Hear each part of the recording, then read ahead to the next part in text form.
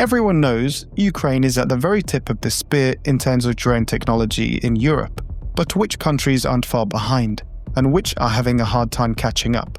In today's video, we'll take a look at European capabilities in the drone sector, and by the end of it, have a better understanding of which countries are taking innovation seriously. This is ultimately a tough question to answer. The landscape of drone warfare is evolving fast, and much of the detail is classified. But based on what's publicly known, from battlefield use in Ukraine to government investments to Europe's industrial capabilities, we can take an accurate guess. The Baltics, Estonia, Latvia and Lithuania. To many this may seem like a surprise, but to those who know the Baltics already know the potential these three have in this sector. Each have a small population, which when shown in contrast to Russia's, seems even more tiny. There are 25 Russians to one single person in the Baltics. And whilst this is most definitely not ideal for the Baltics, the drone revolution has presented them an opportunity. Why waste precious manpower when a drone can do the same, if not even more, against a huge enemy? They have all leaned hard into development and training with high-capacity drone production facilities already working and planned in the near future. For example, Estonia's Meridyne Group is planning to produce up to 2,000 drones per day, starting in early 2026, with an undisclosed location for security. Interestingly, Estonia is not just focused on airborne drones, but it is also experimenting with land-based, unmanned ground vehicles from Milram Robotics, which have seen testing in Ukraine. Latvia is also heavily investing in its domestic procurement of drones, with a big focus on local companies and creating infrastructure for testing and training drones and drone pilots. They are co-leading the drone coalition together with the UK and even have contracts with the Ukrainian army, meaning these drones are highly sought after and battle-tested. Even the youth of the Baltics are being trained in drone warfare, with Estonia introducing it in their public education curriculum, Latvia organising youth summer camps for their national defence cadets, and Lithuania targeting to train a total of 22,000 people, including 7,000 children, by 2028. It is clear that the Baltics see this as an essential move, having learned from Ukrainians and using the drone's advantages to combat a much larger neighbour.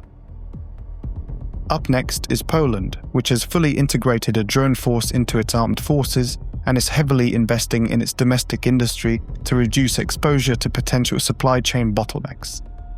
The Poles are taking a distinctly strategic approach by combining high-end systems with large numbers of smaller drones. A clear example of this is the order of 52 fly-eye surveillance drones from local company WB Electronics, worth around 100 million zlotys, approximately 24 million euros. These systems are equipped with thermal imaging, highlight Poland's intent to expand its reconnaissance capabilities, and from the same company, Poland also recently purchased 10,000 Warmate loitering munitions, tested extensively in Ukraine. These systems are combat-proven and deadly effective. On the innovation front, Poland is exploring anti-drone and counter-UAV technologies. The SA-35mm V-SHORAD short-range air defense system, for example, uses programmable airburst ammunition designed to detonate precisely next to a drone, ensuring effective neutralization. Beyond the military, Poland is also forward-thinking in how it integrates drones into civilian life. They have opened civil airspace to drones, introduced supporting digital airspaces and organized drone fairs, making unmanned systems not just a military priority, but also an increasingly familiar presence in everyday civilian context. The UK, it's another major player in Europe's drone scene, and like Latvia, it co-leads the Drone Capability Coalition, helping get thousands of FPV drones into Ukraine's hands, meaning just like the Latvians, they gain more experience than perhaps other countries. With the whopping £4.5 billion Defence Drone Strategy Fund, the UK can explore more innovative tech than its smaller European allies, such as swarming drones, autonomous platforms, and counter-UAV systems to protect troops, bases, and cities alike. Industry is a big part of the story once again. BAE Systems is developing modular drones and resilient communications, while smaller companies are scaling production and exploring export-ready designs. The Ministry of Defence has also streamlined procurement, delivering major FPV drone orders in just weeks, showing that the UK can move fast when it needs to, unlike some of its neighbours. Drones are being standardised across the military, from army reconnaissance and loitering munitions to Navy and Royal Air Force logistics. Training, exercises and doctrine are evolving to match, making drones not just a tool or weapon but also a core part of UK defence. And by combining battlefield support, industrial scale and next-gen research and defence, the UK is firmly in the race, ready to supply allies, innovate at home and prepare for a future where drones dominate the battlefield. Now, we could go into much more detail into every country, and there are many which are doing well, especially for their size. But to not make this video unnecessarily long, I'll give a quick honourable mention for Sweden, Finland, Czechia, Norway and Switzerland, all of which have taken steps to modernise their militaries with the use of drones. However, not every country is keeping up. Some are falling behind, and not because they cannot keep up, but because of slow procurement, old priorities and no sense of urgency. Italy has poured a lot of effort into traditional systems and big collaborative projects like the Eurodrone, and while these are important, the focus on large programs has meant smaller tactical drones haven't received the same attention. Domestic companies produce fewer FPVs and loitering munitions, and there's less visible innovation in autonomous systems than even much smaller neighbours.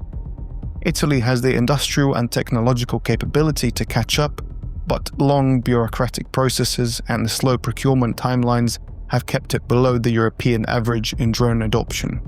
The result is a military that's capable but not as agile or adaptable as perhaps they or their allies would like it to be. Spain. It's in a similar position to Italy. Madrid does participate in joint European drone projects, but domestic production of small, rapid deployment drones remains limited.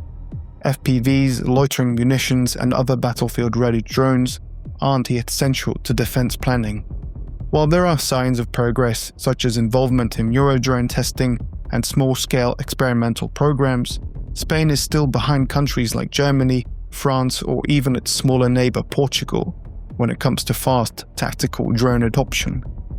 In short, Spain is capable but cautious, and that caution has slowed it to being at the bottom of Europe in terms of drone capability. The big takeaway from my research about this is it does not matter about the size of a country, but about the willingness and urgency within each country. Sometimes the smallest ones are the most fierce. But enough from me. What about your country? How do you think it's doing in drones? Are you seeing innovation or are you falling behind? Drop your thoughts in the comments. And if you enjoy this breakdown, don't forget to like, subscribe and hit the bell for more deep dives into European defense. See ya.